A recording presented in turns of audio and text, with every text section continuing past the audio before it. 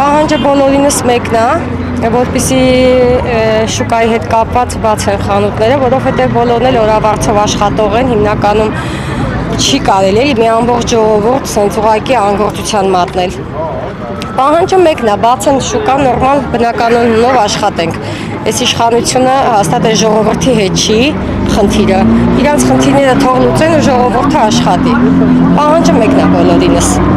Քանի տնտեսվարողներ եք այսօր։ Ոյ շատ ենք, յուրաքանչյուր խանութը մինիմում մի 2-3 աշխատող ենք ու երևի մի 200-ից ավել խանութ է։